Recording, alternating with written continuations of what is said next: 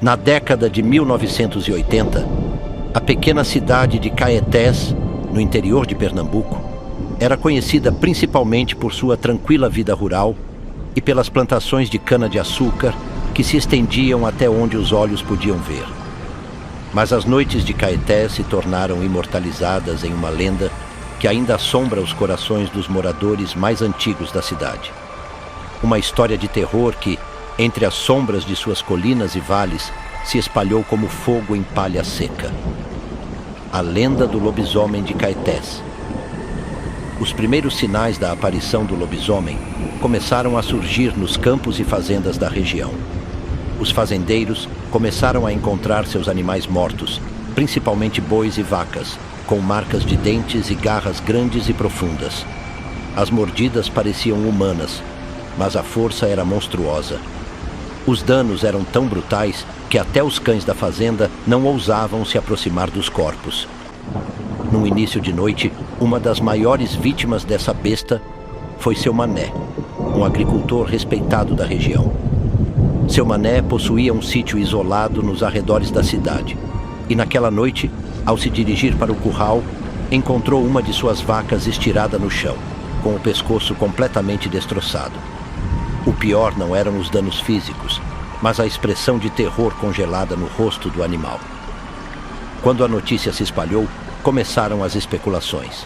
Seria um grande felino, talvez uma onça?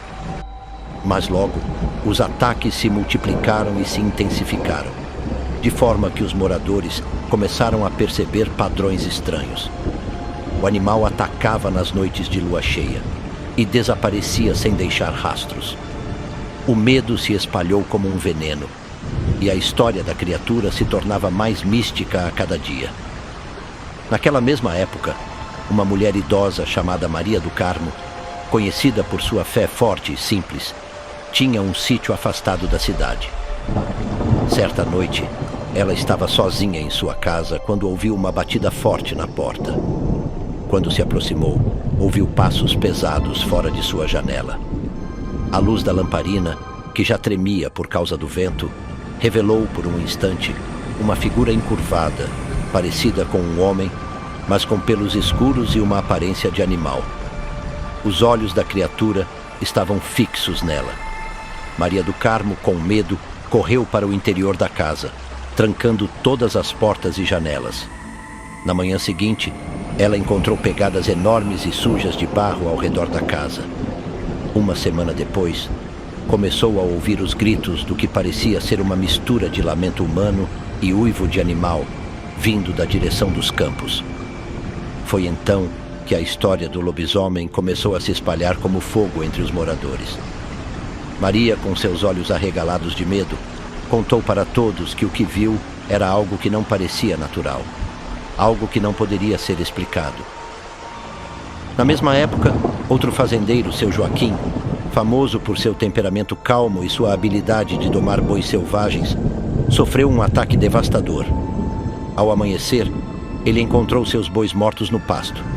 Mas, mais uma vez, o estranho não era o que matou os animais, mas como? As marcas que restaram nos corpos dos bois não eram de felinos nem de qualquer outro predador comum da região. O que mais surpreendeu os habitantes da cidade foi que, por mais que procurassem por rastros, não encontravam qualquer indício de que o animal que atacou os bois tivesse saído da floresta. As marcas pareciam surgir do nada e desaparecer no ar, como se a própria terra tivesse engolido os passos da criatura. Nas noites seguintes, seu Joaquim, tomado pelo medo, organizou uma vigília. Junto com outros moradores, armados com espingardas e facões, ele montou guarda na fazenda.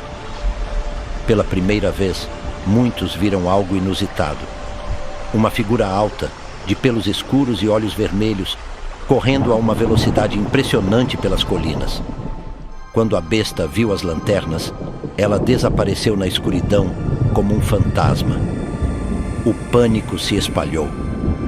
Algumas pessoas começaram a abandonar suas propriedades, temendo o retorno do lobisomem.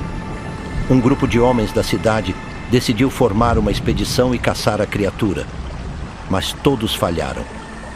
Em cada tentativa, eles encontravam rastros misteriosos, Mas a criatura, por mais que fosse imensa, parecia desaparecer sem deixar vestígios. Os curandeiros da cidade começaram a ser procurados, e muitos passaram a se amparar em orações e amuletos. Os mais supersticiosos falavam em cura através de rituais antigos e mágicos, como o uso de alho e a marcação de cruzes nos postes de suas casas. Mas nada parecia acalmar a inquietação do povo. Segundo a tradição local, os mais velhos da cidade começaram a afirmar que a criatura era de fato o lobisomem, um ser amaldiçoado, criado por Deus para punir os pecadores. Diziam que ele era uma pessoa comum durante o dia, mas que, na noite de lua cheia, se transformava em uma besta sedenta por sangue. A maldição se espalhava, segundo as histórias, para aqueles que cometiam pecados graves ou para famílias que carregavam sangue impuro.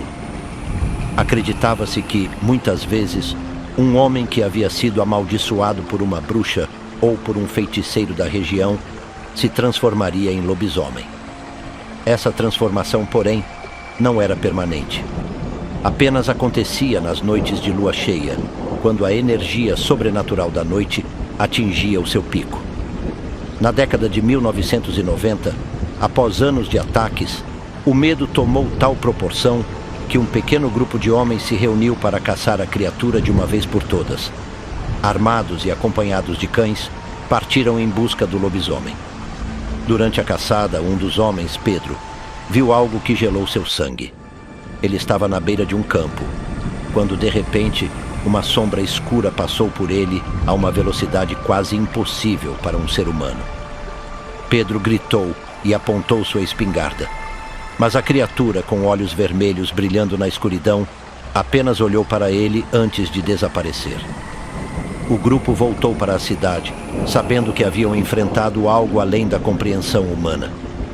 Após esse dia, os ataques cessaram misteriosamente, mas a lenda do lobisomem de Caetés nunca foi completamente esquecida. Alguns acreditam que a criatura ainda habita os campos distantes e que nas noites de lua cheia ela volta à caça, talvez para completar sua vingança ou cumprir sua maldição. Outros dizem que a criatura morreu, mas que sua lenda se manteve viva, ecoando pelos campos de Caetés, sempre à espera do momento certo para retornar.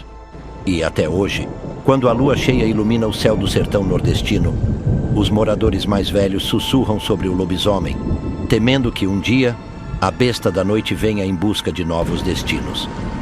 Essa é a história do lobisomem de Caetés, uma lenda que marcou uma cidade e a imaginação do sertão brasileiro, que continua a viver nas sombras da noite.